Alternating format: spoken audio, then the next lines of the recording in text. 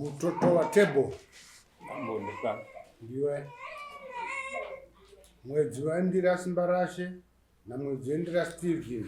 Ndo wakamirirwa nani munonzi ani zita renyu? Barbara Samkonde. Ani? Barbara Samkonde.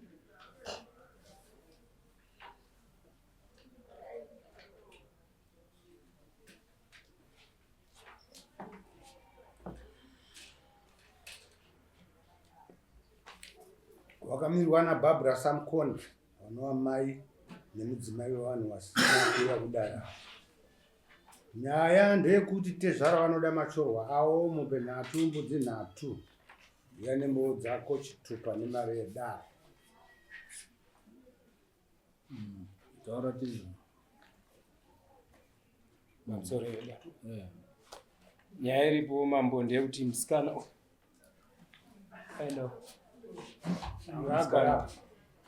akagarapo ndiye manje anoiswa kutaurirai mumiriro yakaita nyaya yacho yese mambo. Ndiko taura tizvo. Nyaya kana kuti yapamberi ugare pakati pavo.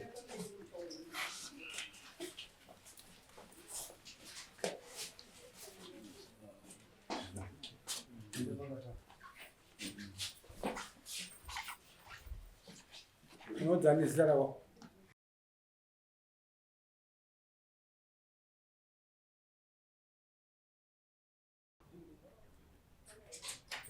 Taura hako nyaya yako tanyaradzo.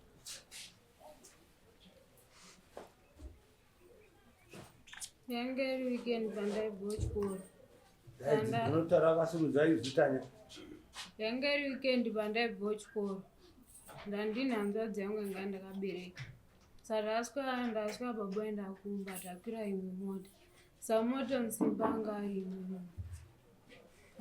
Kunze kwatosviba. Ndaenda nenzira yodimbudza saka kune masasa. Ndosvika kumasasa ndamona ari mashure bhabhuta mwana bhamusi. Bhangadzika pasi bhandisondidzira pasi. Baba nenibvatanzwa akazvitaura chana zvandokuita. Saka akakurepa. Waisada. Ndasadora naye. Yende akaita zvondipusura pasi. Ndiani Simba eka Steven? Simba. Vakurepa. Varani. Kana ndoyanzi iyo iri kuitwa rape case. Saka hanzi iri kuinvestigatewa nemapurisa asati apedza kuinvestigata kuti saka ini zvamunoita kana yazopera manje yatongwa aonekwa kuti ane mhosva then munodzoka.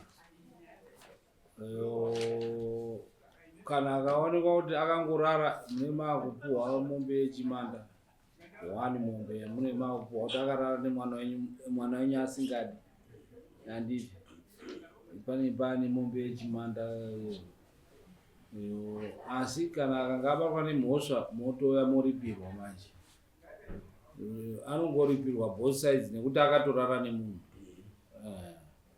Both sides wega abatwa nemhosva yerape kana kuti angorara newe yerape aibuda handiti. Saka iri kumapurisa iri kuinvestigate. Ndo zvirova tsamba yavanga vari kutaura kuti ndine tsamba. Saka imimi ngatimirire mainvestigations emapurisa ipinde kukotu then imozoya mobhadharwa manje akanga abatwa nemhosva handiti. Yangopera uko both anototi akuripei nekuti akarara nemwana wenyu asingadi. Okay, ngatisimukei nemakosti enyu vese munozoisa ipapo.